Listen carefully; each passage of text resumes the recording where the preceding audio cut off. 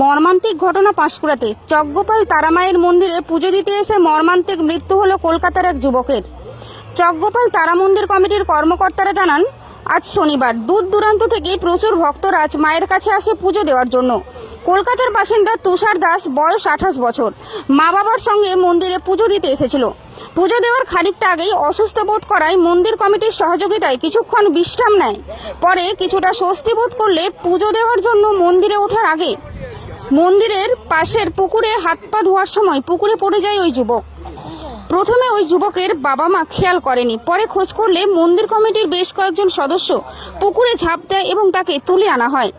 স্থানীয় গ্রামীণ চিকিৎসককে দেখালে গুরুতর অসুস্থ হওয়ায় পাঁশকুড়া সুপার স্পেশালিটি হাসপাতালে নিয়ে আসা হয়।